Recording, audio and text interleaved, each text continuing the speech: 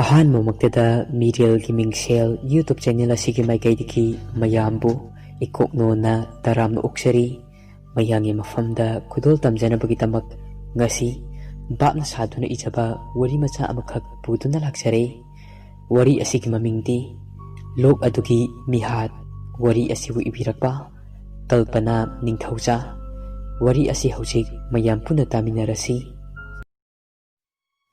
ꯑꯀꯤꯝ ꯋꯥꯈꯜ ꯆꯣꯏꯔꯕꯤ ꯑꯃꯒꯨꯝ ꯄꯥꯡꯀꯛ ꯑꯣꯏꯔꯤ꯫ ꯑꯀꯤꯝ ꯉꯁꯤꯁꯨ ꯃꯍꯥꯛꯀꯤ ꯅꯨꯡꯁꯤꯔꯕ ꯃꯉꯥꯜꯕꯨ ꯂꯥꯛꯄ ꯉꯥꯏꯖꯔꯤ꯫ ꯅꯣꯡꯃꯒꯤ ꯅꯨꯃꯤꯠ ꯑꯃꯗ ꯑꯀꯤꯝ ꯑꯗꯨ ꯊꯦꯡꯂꯕ ꯑꯍꯤꯡ ꯑꯗꯨꯗ ꯃꯍꯥꯛꯀꯤ ꯊꯣꯡꯅꯥꯎ ꯃꯄꯥ ꯑꯗꯨꯗ ꯂꯦꯞꯇꯨꯅ ꯑꯍꯤꯡꯗ ꯊꯣꯛꯂꯤꯕ ꯊꯥꯖ ꯑꯗꯨꯒꯤ ꯐꯖꯕ ꯁꯛꯇꯝ ꯑꯗꯨ ꯌꯦꯡꯖꯔꯝꯃꯤ꯫ ꯃꯍꯥꯛꯀꯤ ꯅꯨꯡꯁꯤꯔꯕ ꯃꯉꯥꯜꯕꯨ ꯅꯤꯡꯁꯤꯡꯗꯨꯅ ꯃꯃꯤꯠꯇꯒꯤ ꯃꯄꯤ ꯏꯔꯥ ꯆꯦꯟꯊꯗꯨꯅ ꯃꯍꯥꯛꯀꯤ ꯊꯣꯡꯅꯥꯎ ꯑꯗꯨꯗ ꯃꯍꯥꯛꯀꯤ ꯊꯣꯡꯅꯥꯎ ꯂꯣꯟꯁꯤꯜꯂꯒꯦ ꯍꯥꯏꯗꯨꯅ ꯇꯧꯔꯛꯏ꯫ ꯃꯤꯀꯨꯞ ꯑꯗꯨꯗ ꯃꯉꯥꯜꯅ ꯊꯣꯡꯅꯥꯎ ꯑꯗꯨꯒꯤ ꯃꯌꯥꯗ ꯃꯄꯤ ꯆꯦꯟꯊꯗꯨꯅ ꯂꯦꯞꯄꯗꯨ ꯎꯔꯝꯃꯤ꯫ ꯑꯀꯤꯝꯅ ꯁꯛꯇꯝ ꯑꯗꯨ ꯎꯔꯨꯕ ꯃꯤꯀꯨꯞꯇꯨꯗ ꯑꯀꯤꯝꯅ ꯏꯄꯨꯡ ꯃꯉꯥꯜ ꯑꯁꯤ ꯍꯥꯏꯗꯨꯅ ꯀꯧꯗꯨꯅ ꯆꯦꯟꯊꯣꯔꯛꯏ꯫ ꯃꯇꯝ ꯑꯗꯨꯗ ꯑꯀꯤꯝꯕꯨ ꯆꯥꯎꯅꯕ ꯌꯣꯛꯂꯛꯄꯗ ꯋꯥꯖꯔꯕ ꯃꯍꯥꯛꯀꯤ ꯑꯄꯩ ꯑꯗꯨ ꯃꯤꯀꯞ ꯊꯣꯛꯂꯛꯏ꯫ ꯑꯀꯤꯝꯅ ꯆꯦꯟꯊꯣꯔꯛꯄ ꯃꯇꯝ ꯑꯗꯨꯗ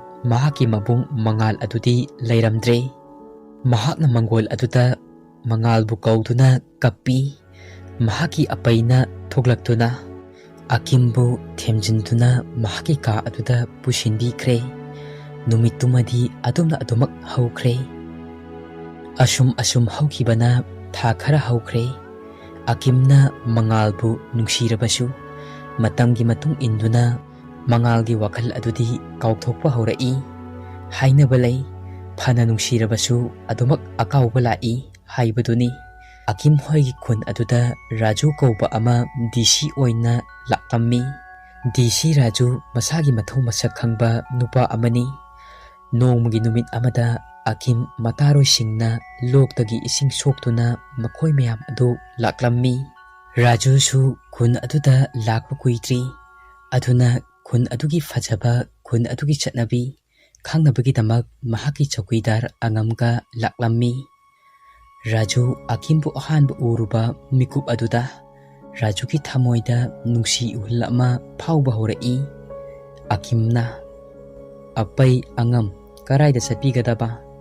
ꯑꯉꯝꯅ "ꯑꯀꯤꯝ, ꯈꯨꯟꯒꯤ ꯈꯨꯜꯂꯥꯛꯄꯒꯤ ꯃꯅꯥꯛꯇ ꯁꯥꯔ ꯔꯥꯖꯨꯒꯤ ꯆꯠꯄꯤꯒꯦ ꯇꯧꯕꯅꯦ."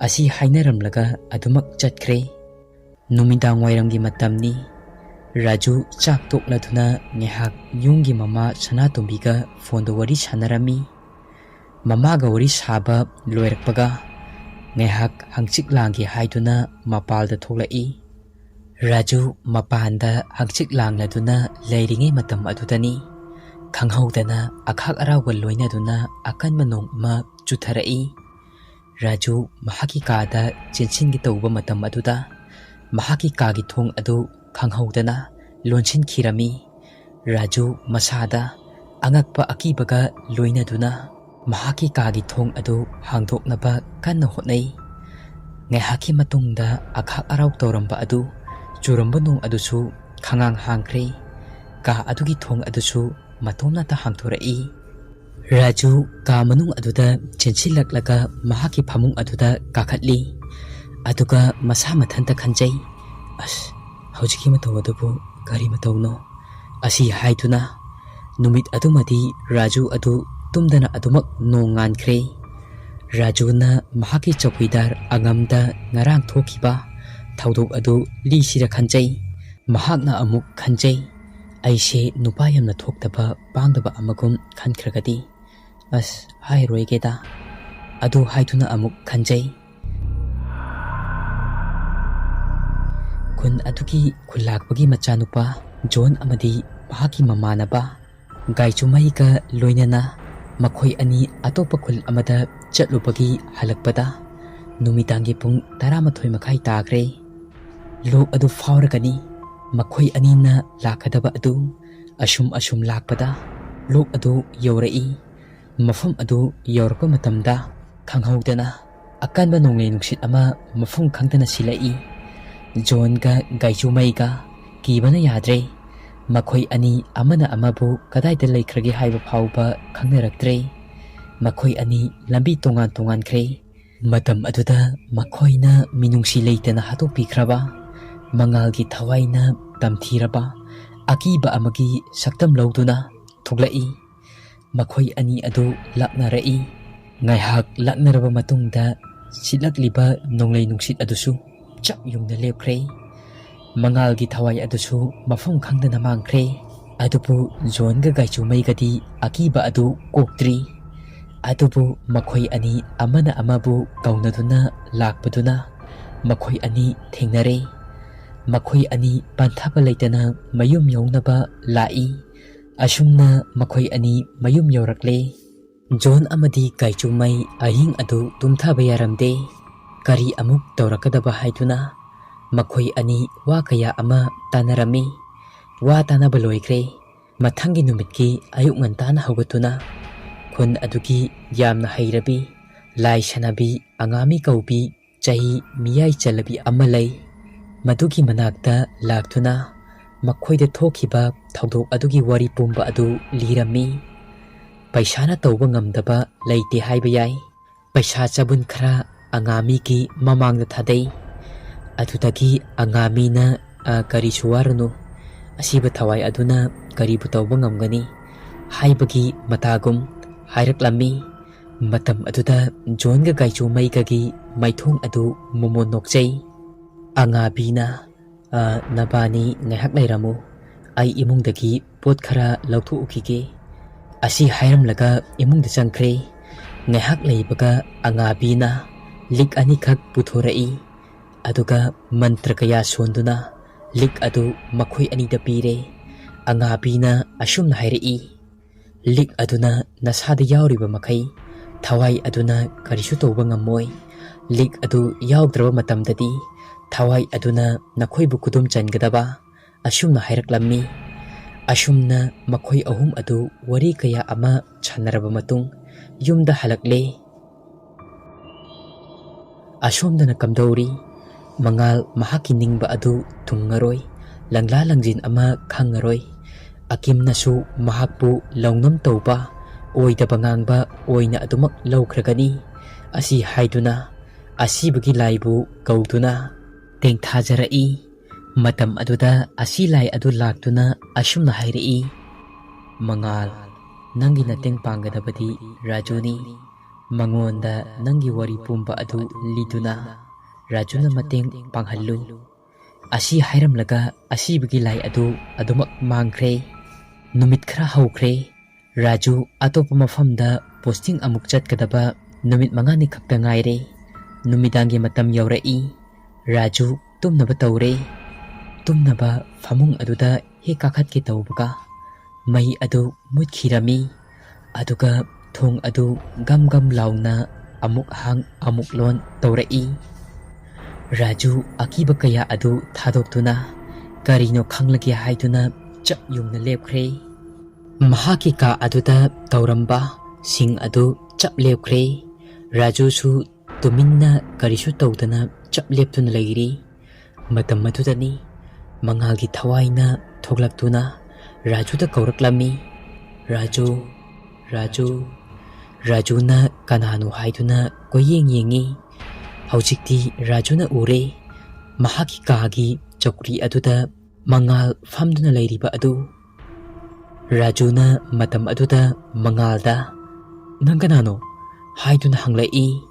Matam aduda mangalna ai asibagi thawai amani asi haiduna kumlai. Matam aduda Rajudi kibada nikle. Adubu akiba adu kidaba saduna adumak leiri. Rajuna ha asiba thawai nangna engonda kihaliba karigino uliba karigino aina nangonda kari akaiba tawkrage haiduna hairi. Matam aduda mangalna asumna amu hairi. Maru aishu nangu mapakhang amani. Aibu patraba miyoi kharana khongkut asi punchinduna hatkibani. Ngasisu ai sikre haiba kananasu khangbide kananasu thajabide.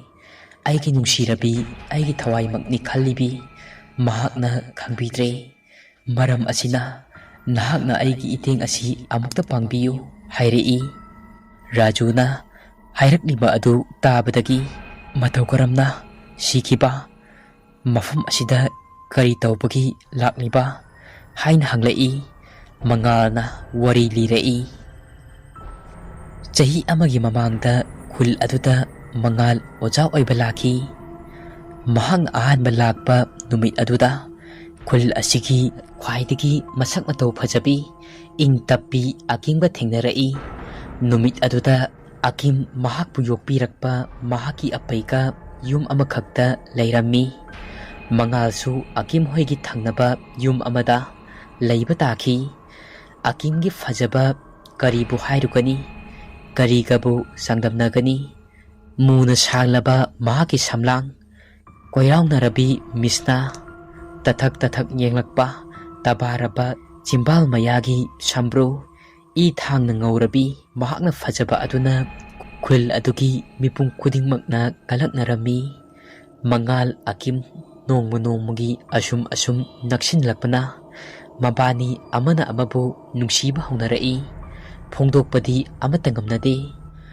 Mangal mi amada wa amata haiba ngamjadaba yamna ikai thiganba yamna chamjaba misak amani.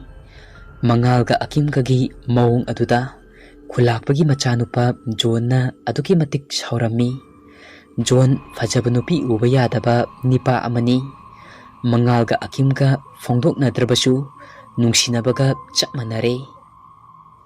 Johngi mamanaba kharaga lautunaduna Mangalgi mama yamna kana nare asi haiduna pau yoraklammi.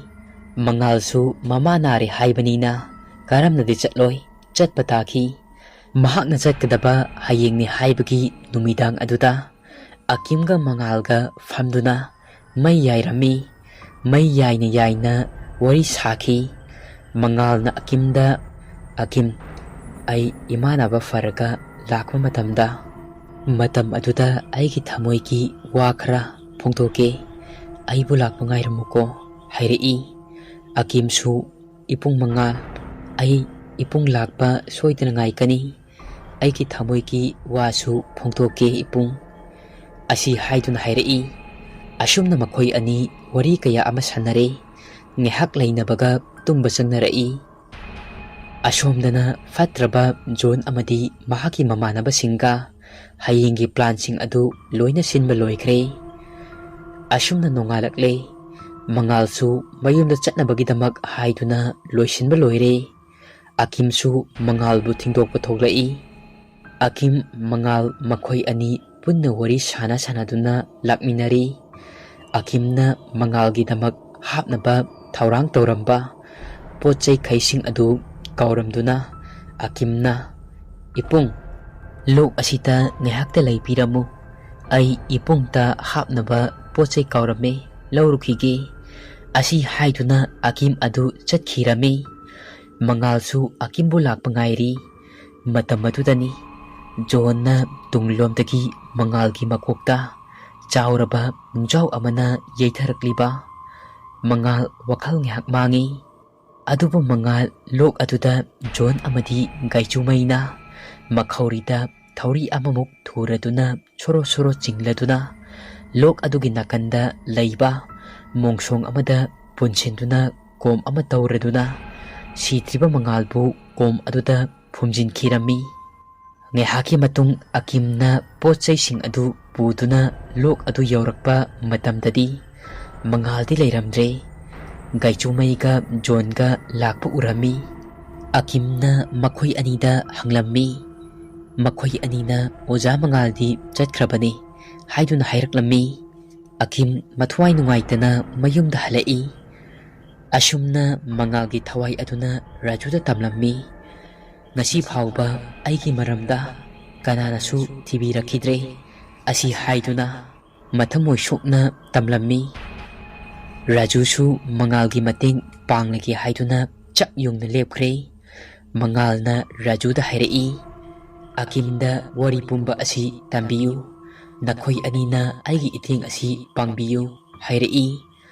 John amadi Gaichumai makhoi anida siriba lik adu lauthoknaba hotnabiyu ꯑꯗꯨꯒ ꯃꯈꯣꯏ ꯑꯅꯤ ꯂꯣꯛ ꯑꯗꯨꯗ ꯄꯨꯔꯛꯎ ꯍꯥꯏꯔꯝꯂꯒ ꯑꯗꯨꯃꯛ ꯃꯉꯥꯜꯒꯤ ꯊꯋꯥꯏ ꯑꯗꯨ ꯃꯥꯡꯈ꯭ꯔꯦ꯫ ꯔꯥꯖꯨ ꯑꯍꯤꯡ ꯑꯗꯨ ꯑꯗꯨꯃꯛ ꯇꯨꯝꯗꯅ ꯅꯣꯡ ꯉꯥꯟꯕ ꯉꯥꯏꯔꯦ꯫ ꯅꯣꯡ ꯉꯥꯜꯂꯛꯂꯦ꯫ ꯔꯥꯖꯨ ꯃꯁꯥ ꯁꯦꯡꯗꯣꯛꯄ ꯂꯣꯏꯔꯦ꯫ ꯑꯗꯨꯒ ꯑꯀꯤꯝꯒꯤ ꯃꯌꯨꯝꯗ ꯆꯠꯅꯕ ꯍꯥꯏꯗꯨꯅ ꯊꯣꯔꯛꯏ꯫ ꯔꯥꯖꯨ ꯑꯀꯤꯝꯒꯤ ꯃꯌꯨꯝ ꯌꯧꯔꯦ꯫ ꯔꯥꯖꯨꯅ ꯃꯉꯥꯜꯒꯤ ꯋꯥꯔꯤ ꯄꯨꯝꯕ ꯑꯗꯨ ꯑꯀꯤꯝꯗ ꯂꯤꯔꯝꯃꯤ꯫ ꯑꯀꯤꯝ ꯃꯉꯥꯜꯕꯨ ꯂꯥꯟꯅ ꯎꯗꯨꯅ ꯋꯥꯈꯜ ꯀꯥꯎꯔꯨꯔꯕꯅꯤ꯫ ꯋꯥꯔꯤ ꯑꯗꯨ ꯇꯥꯕꯗꯒꯤ ꯑꯀꯤꯝ ꯊꯃꯣꯏ ꯁꯣꯛꯅ ꯇꯦꯡꯊꯥꯔꯝꯃꯤ꯫ ꯃꯁꯥꯗ ꯂꯃꯟ ꯈꯨꯝꯅꯤꯡꯕ ꯐꯥꯎꯔꯛꯏ꯫ ꯔꯥꯖꯨꯅ ꯑꯀꯤꯝꯗ ꯍꯥꯏꯔꯛꯏ, ꯅꯪꯅ ꯖꯣꯟꯕꯨ ꯅꯨꯡꯁꯤꯕ ꯁꯥꯗꯨꯅ ꯃꯉꯣꯟꯗ ꯁꯤꯔꯤꯕ ꯂꯤꯛ ꯑꯗꯨ ꯂꯧꯊꯣꯛꯅꯕ ꯍꯣꯠꯅꯧ꯫ ꯑꯗꯨꯒ ꯂꯣꯛ ꯑꯗꯨꯗ ꯂꯥꯛꯅꯕ ꯍꯥꯏꯌꯨ꯫ ꯃꯁꯤ ꯉꯝꯅꯕ ꯅꯪꯅ ꯍꯣꯠꯅꯔꯛꯎ꯫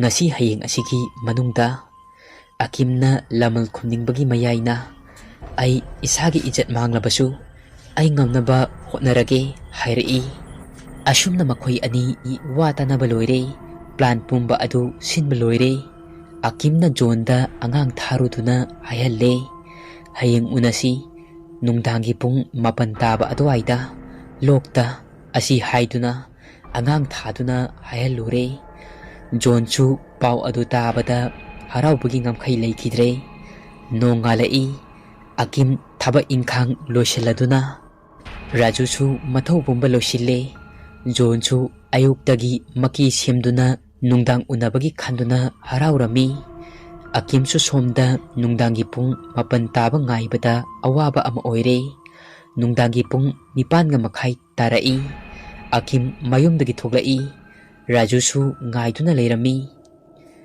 ꯃꯈꯣꯏ ꯑꯅꯤ ꯃꯐꯝ ꯑꯗꯨꯗ ꯖꯣꯟ ꯂꯥꯛꯄ ꯉꯥꯏꯔꯤ꯫ ꯔꯥꯖꯨꯁꯨ ꯃꯔꯨꯝ ꯑꯃꯗ ꯂꯣꯠꯇꯨꯅ ꯂꯩꯔꯦ꯫ ꯖꯣꯟ ꯒꯥꯏꯆꯨꯃꯩꯒ ꯂꯣꯏꯅꯗꯨꯅ ꯂꯥꯛꯏ꯫ ꯖꯣꯟ ꯑꯀꯤꯝꯅ ꯃꯥꯕꯨ ꯉꯥꯏꯕꯗꯨ ꯎꯔꯦ꯫ ꯖꯣꯟꯅ ꯃꯊꯃꯣꯏꯗ ꯈꯟꯖꯩ, ꯑꯩꯒꯤ ꯅꯤꯡꯕ ꯊꯨꯡꯂꯅꯤ ꯑꯁꯤ ꯍꯥꯏꯗꯨꯅ꯫ ꯖꯣꯟꯅ, ꯑꯀꯤꯝ ꯀꯌꯥꯝ ꯀꯨꯏꯔꯒꯦ ꯉꯥꯏꯕ? ꯑꯀꯤꯝꯅ ꯅꯣꯛꯐꯦꯠ ꯇꯧꯔꯒ, ꯀꯨꯏꯗ꯭ꯔꯤꯌꯦ, ꯂꯥꯛꯄꯗ ꯉꯥꯏꯔꯤ ꯍꯥꯏꯗꯨꯅ ꯈꯨꯝꯃꯛꯏ꯫ ꯒꯥꯏꯆꯨꯃꯩꯅ, ꯑꯩ ꯑꯁ꯭ꯋꯥꯏꯗ ꯂꯩꯒꯦ ꯑꯁꯤ ꯍꯥꯏꯗꯨꯅ ꯒꯥꯏꯆꯨꯃꯩꯗꯤ ꯊꯣꯛꯈ꯭ꯔꯦ꯫ ꯃꯇꯝ ꯑꯗꯨꯗ ꯑꯀꯤꯝꯅ ꯖꯣꯟꯒꯤ ꯃꯅꯥꯛꯇ ꯆꯪꯁꯤꯟꯗꯨꯅ ꯅꯨꯡꯁꯤꯕ ꯋꯥꯔꯤ ꯀꯌꯥ ꯑꯃ ꯁꯥꯔꯛꯏ꯫ ꯇꯥꯟꯖꯥ ꯑꯗꯨꯗ ꯇꯨꯡꯂꯣꯝꯗꯒꯤ ꯔꯥꯖꯨꯅ ꯆꯩꯇꯨꯞ ꯑꯃꯅ ꯐꯨꯙꯔꯛꯏ ꯖꯣꯟꯒꯤ ꯃꯀꯣꯛꯇ꯫ ꯖꯣꯟ ꯋꯥꯈꯜ ꯃꯥꯡꯂꯤꯉꯩ ꯃꯇꯝ ꯑꯗꯨꯗ ꯃꯍꯥꯛꯅ ꯁꯤꯔꯤꯕ ꯂꯤꯛ ꯑꯗꯨ ꯂꯧꯊꯣꯛꯈꯤ꯫ ꯑꯗꯨꯒ ꯑꯀꯤꯝꯒ ꯔꯥꯖꯨꯒ ꯃꯐꯝ ꯑꯗꯨ ꯊꯥꯗꯣꯛꯇꯨꯅ ꯊꯨꯅꯃꯛ ꯆꯠꯈ꯭ꯔꯦ꯫ ꯇꯥꯟꯖꯥ ꯑꯗꯨꯗꯅꯤ ꯃꯉꯥꯜꯒꯤ ꯊꯋꯥꯏꯅ ꯊꯣꯔꯛꯂꯤꯕ꯫ ꯒꯥꯏꯆꯨꯃꯩꯁꯨ ꯀꯨꯏꯃꯜꯂꯦ ꯍꯥꯏꯗꯨꯅ ꯃꯐꯝ ꯑꯗꯨꯗ ꯆꯪꯉꯛꯏ꯫ ꯃꯇꯝ ꯑꯗꯨꯗ ꯃꯉꯥꯜꯒꯤ ꯊꯋꯥꯏ ꯑꯗꯨꯅ ꯍꯧꯅ ꯅꯣꯛꯂꯤꯕ ꯑꯗꯨ ꯒꯥꯏꯆꯨꯃꯩꯁꯨ ꯇꯥꯔꯛꯏ꯫ ꯒꯥꯏꯆꯨꯃꯩ ꯀꯤꯕꯅ ꯌꯥꯗ꯭ꯔꯦ꯫ ꯂꯤꯛ ꯑꯗꯨ ꯌꯥꯎꯔꯤꯕ꯭ꯔꯥ ꯍꯥꯏꯗꯨꯅ ꯌꯦꯡꯂꯨꯕ ꯃꯇꯝꯗ ꯂꯤꯛ ꯑꯗꯨꯗꯤ ꯌꯥꯎꯔꯝꯗ꯭ꯔꯦ꯫ ꯃꯍꯥꯛꯅ ꯉꯁꯥꯏ ꯏꯔꯨꯖꯕ ꯃꯇꯝꯗ ꯂꯧꯊꯣꯛꯑꯝꯕ ꯑꯗꯨ ꯅꯤꯡꯁꯤꯡꯉꯛꯏ꯫ ꯑꯃꯨꯛ ꯀꯤꯕ ꯍꯦꯟꯒꯠꯂꯛꯏ꯫ ꯖꯣꯟ, ꯖꯣꯟ ꯀꯧꯔꯗꯨꯅ ꯍꯧꯗꯣꯛꯏ꯫ ꯃꯉꯥꯜꯒꯤ ꯊꯋꯥꯏ ꯑꯗꯨꯅ ꯖꯣꯟꯗ ꯆꯪꯂꯗꯨꯅ ꯒꯥꯏꯆꯨꯃꯩꯒꯤ ꯃꯀꯣꯛꯇ ꯑꯆꯧꯕ ꯅꯨꯡꯖꯥꯎ ꯑꯃꯅ ꯅꯥꯀꯜꯗ ꯇꯥꯔꯤꯕ ꯑꯗꯨꯅ ꯊꯣꯝꯃꯛꯏ꯫ ꯒꯥꯏꯆꯨꯃꯩꯒꯤ ꯃꯀꯣꯛ ꯑꯗꯨꯗ ꯍꯟꯖꯤꯟ ꯍꯟꯖꯤꯟꯅ ꯊꯣꯝꯕꯗ ꯒꯥꯏꯆꯨꯃꯩ ꯑꯗꯨ ꯈꯨꯗꯛꯇ ꯃꯐꯝ ꯑꯗꯨꯗ ꯑꯗꯨꯃꯛ ꯊꯋꯥꯏ ꯃꯥꯡꯈ꯭ꯔꯦ꯫ ꯖꯣꯟꯗ ꯆꯪꯂꯤꯕ ꯃꯉꯥꯜꯒꯤ ꯊꯋꯥꯏ ꯑꯗꯨ ꯑꯃꯨꯛ ꯊꯣꯔꯛꯏ꯫ ꯇꯧꯔꯝꯂꯤꯕ ꯐꯤꯚꯝ ꯑꯗꯨ ꯎꯕꯗ ꯖꯣꯟ ꯃꯁꯥꯗ ꯑꯀꯤꯕ ꯀꯌꯥ ꯑꯃꯗꯤ ꯍꯦꯟꯒꯠꯂꯛꯏ꯫ ꯃꯉꯥꯜꯒꯤ ꯊꯋꯥꯏ ꯑꯗꯨꯅ ꯑꯃꯨꯛ ꯖꯣꯟꯒꯤ ꯃꯈꯣꯡ ꯑꯗꯨ ꯄꯥꯏꯗꯨꯅ ꯅꯨꯡꯉꯛ ꯑꯗꯨꯗ ꯁꯣꯔꯣ ꯁꯣꯔꯣ ꯆꯤꯡꯏ꯫ ꯑꯗꯨꯒ ꯃꯉꯥꯜꯕꯨ ꯐꯨꯝꯈꯤꯕ ꯂꯣꯛ ꯑꯗꯨꯒꯤ ꯅꯥꯀꯜꯒꯤ ꯃꯣꯡꯁꯣꯡ ꯑꯗꯨꯗ ꯐꯨꯝꯖꯤꯟꯈ꯭ꯔꯦ꯫ ꯑꯗꯨꯒ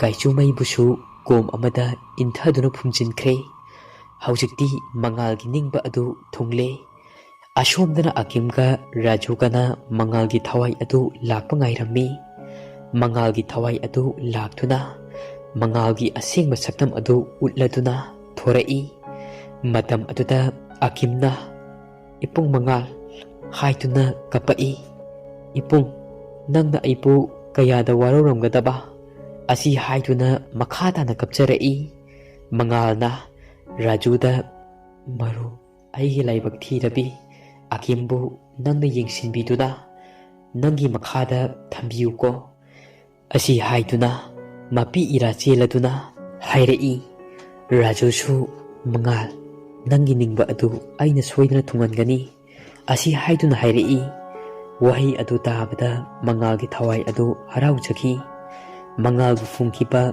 ꯃꯐꯝ ꯑꯗꯨ ꯇꯥꯛꯂꯗꯨꯅ ꯃꯉꯥꯜ ꯑꯗꯨꯃꯛ ꯆꯠꯈ꯭ꯔꯦ꯫ ꯃꯉꯥꯜꯒꯤ ꯃꯊꯧ ꯃꯉꯝ ꯑꯗꯨ ꯐꯖꯅ ꯄꯥꯡꯊꯣꯛꯇꯨꯅ ꯃꯉꯥꯜꯒꯤ ꯊꯋꯥꯏꯅ ꯂꯥꯏꯔꯝꯂꯦꯟꯗ ꯅꯨꯡꯉꯥꯏꯅ ꯂꯩꯈꯤ꯫